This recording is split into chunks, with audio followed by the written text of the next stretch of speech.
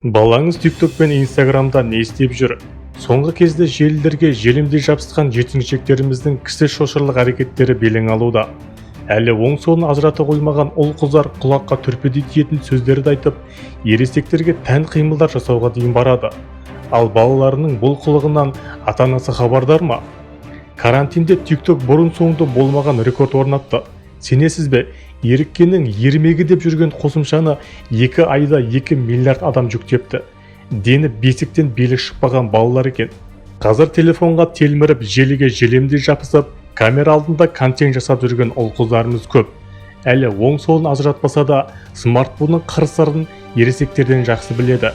Мұндайда үлкендердің ақыр заманның балалары деп қалжыңдайтыны бар емес пе? Алайда бәрі бірдей тәтті қылығымен тәнті етіп, жасына жарасымды контент түсірсе қане, ересектерге еліктеп ерсі қылықтарға барып жүргендері де жоқ емес.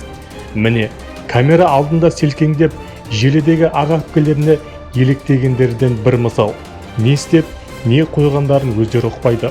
Телефон қолдарында, әркім өзі би, өзі қожа.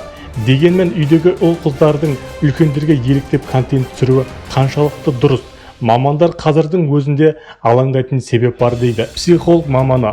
Егер осы бағытта кете берсе, онда ол балалар ертең ата-анасын тыңдамайтын, көпке еліктегіш, жаман әдеттерге тез еліктеп кететін оқушы балаларға айналып кетеді. Сонда қайтпек керек?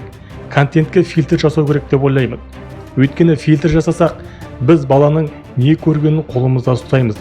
Жалпы әр ата-ана баласын бақылауда ұстау керек. Еркіне жіберуге болмайды. Баланы жаман контенттен сақтаудың бірден бір жолы TikTok түсіруіне тыйым салу емес. Өйткені баланың сөзіңізге көне қалу екі талай. Бірақ сүйіктісіне тыйым салған ата-анасына ренжуі әбден мүмкін дейді сарапшылар. Сондықтан ең дұрысы әлі оң-солын ажыратпаған, оның не түсіріп жүргенін бақылау, тексеру, керек десеңіз қызықты контент жасауына көмектесу. Мұндайда сіз бірден екі жағдайда ұтасыз. Әуелі ол қызыңыздың ерс әрекеттерін бақылап жүру. Екіншіден, бауыр еті балаңызға ең жақын дос болу. TikTok-тың да дәурені өтеді бір күні. Бұл уақытша ермек. Тек сол уақытты әр ата-ана бос өткізіп алмаса болды.